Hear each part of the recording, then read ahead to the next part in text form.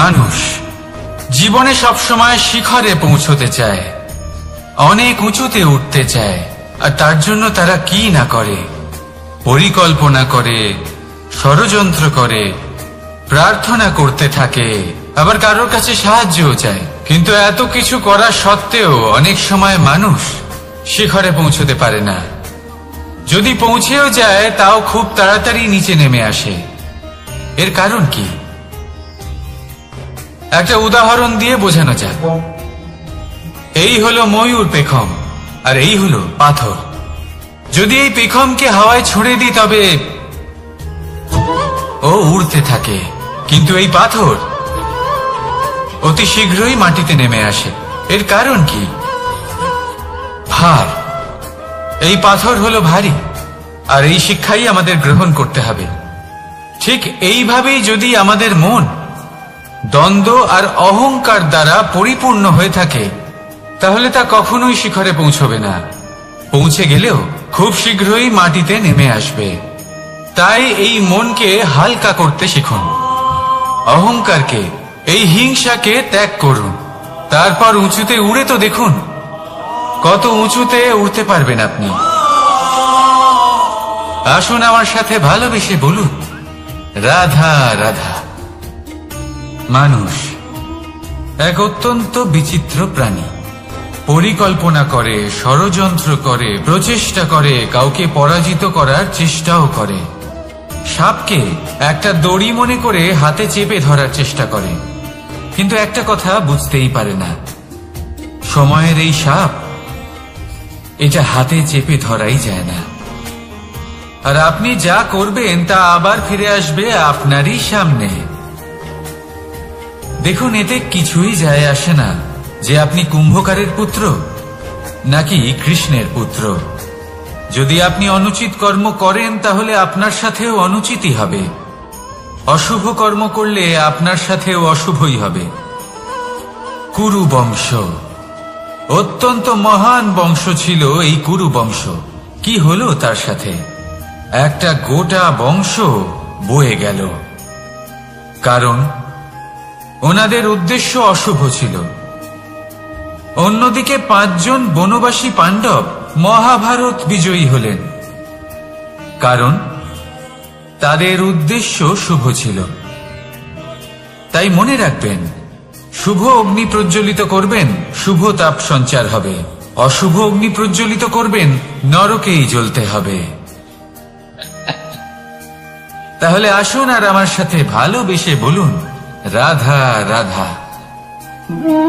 মানুষ জীবনে সবসময় সুখ পেতে চান, কিন্তু এই সুখ, এটা আসলে কি? এই সুখের আসল রূপ কি? আমি বলি, সুখের আসলে 2টি রূপ হয়, বাহ্যিক সুখ, আত্মিক সুখ। আর এটা ঠিক তেমনই হয় যেরকম আমাদের শরীরের সাথে জড়িত ছায়া আর আমাদের শরীরের মধ্যে বসবাসকারী আত্মার।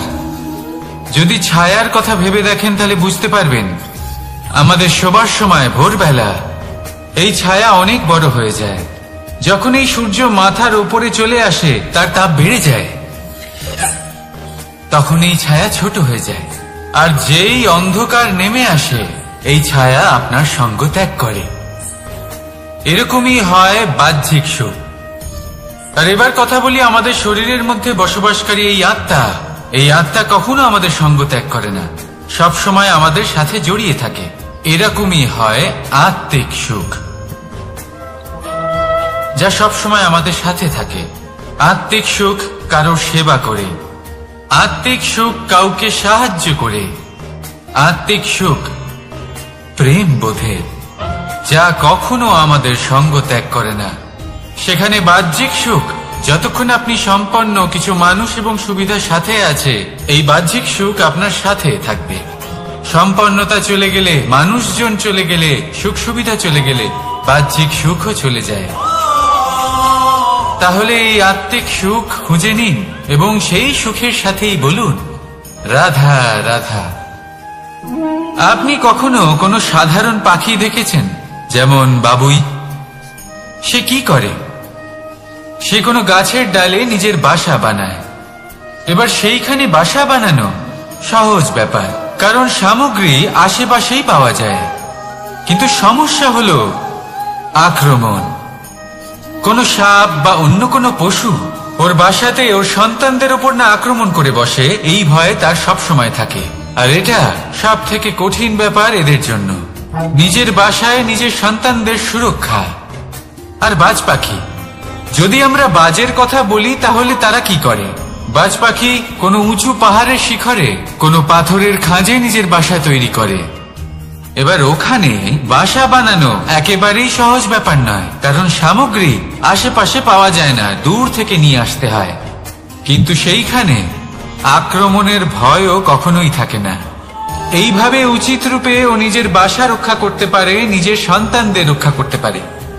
এর সারমর্ম হলো এটাই, যদি সমস্যা বড় হয় তাহলে সমাধানও উচ্চমানের হওয়া উচিত।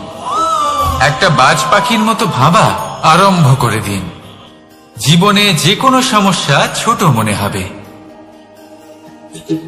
রাধা রাধা। জীবনে এমন কিছু কাজ রয়েছে যা আপনাকে একাই করতে হয়, আর এমন কিছু কাজ রয়েছে যা আপনাকে একসাথে মিলে করতে হয়, একজোট হয়ে, সঙ্গবদ্ধ হয়ে। এবার সঙ্গবদ্ধ বলতে কি বোঝাতে চাইছি? আমি তাদের কথা বলছি না যারা বাস্তবিকভাবে একে অপরের সাথে কাজ করেন। আমি তাদের কথা বলছি যারা একে অপরের থেকে দূরে থেকেও একে অপরকে বিশ্বাস করেন। আমি আগেও বলেছিলাম, সমস্ত বিশ্বের আশা বিশ্বাসেই বসবাস করে, তাই না? তাই যেখানে সমস্ত বিশ্ব আছে, সমস্ত সংসার আছে, সেইখানেই বিশ্বাস রয়েছে। তাই আপনার আশেপাশে এমন দল সঙ্গবদ্ধ করুন যাদের আপনার উপর বিশ্বাস আছে আর যাদেরকে আপনি বিশ্বাস করতে পারেন। তাহলে আসুন আর আমার সাথে ভালোবেসে বলুন, রাধা রাধা। আমরা যে মানুষকে চাই, যাকে আমরা ভালোবাসি, তাকে একটা উপহার অবশ্যই দিতে চাই। এমন এক উপহার যা ওনার ভালো লাগবে, যা শ্রেষ্ঠ হবে, অতি প্রিয় হবে, বহুমূল্য হবে, বা বলতে পারেন মূল্যবান হবে। তাই আমরা কি করি? আমরা বাজারে যাই, তার জন্য স্বর্ণ, আভূষণ, হিরে, মুক্ত এইসব নিয়ে আসি। কিন্তু এটাই কি সর্বশ্রেষ্ঠ উপহার? কখনোই না। সর্বশ্রেষ্ঠ উপহার হলো স্বাধীনতা, তাকে নিজের মনের মতো বাঁচার স্বাধীনতা। যদি আপনি কাউকে স্বাধীনতা না দিতে পারেন, তাহলে সে কোথাও না কোথাও বন্দী হয়ে যায়, তার বিকাশ কোথাও না কোথাও আটকে যায়। কিন্তু যদি আপনি কাউকে স্বাধীনতা দিতে পারেন, তাহলে আপনি দেখবেন ও সমস্ত সংসারকে, এই জীবনকে নিজের দৃষ্টিভঙ্গি দিয়ে দেখবে, বুঝবে যে কোনটা হলো উচিত আর কোনটা হলো অনুচিত, আর এটাই হলো সর্বশ্রেষ্ঠ। আর এবার যদি কাউকে স্বাধীনতার মাধ্যমে এত বড় একটা শক্তি দিতে পারেন, তাহলে আপনি আমাকে বলুন, এর থেকে বড় উপহার আর কি হতে পারে? আসুন আর আমার সাথে ভালোবেসে বলুন, রাধা রাধা। কর্ম, ধর্ম আর কর্তব্য, এই তিনটি একে অপরের সাথে জড়িত। আর অনেক সময় এই তিনটি পালন করতে করতে আমাদের সেই ব্যক্তির সামনে গিয়ে দাঁড়াতে হয়, তার বিরুদ্ধেই যেতে হয়, যাকে আমরা সব থেকে বেশি ভালোবাসি। কিন্তু সেইখানে এই যুদ্ধ কোনো ব্যক্তিগত যুদ্ধ থাকে না, এ হলো কর্ম, ধর্ম আর কর্তব্যের যুদ্ধ। এটা সরল নয়, অত্যন্ত কঠিন হয় তার সম্মুখীন হওয়া যাকে আমরা সব থেকে বেশি সম্মান করি। কিন্তু আমাদের তো আমাদের ধর্মের পথে চলতেই হবে, কারণ আমরা কর্মবদ্ধ, কর্তব্যবদ্ধ, আর এটাই করা উচিত।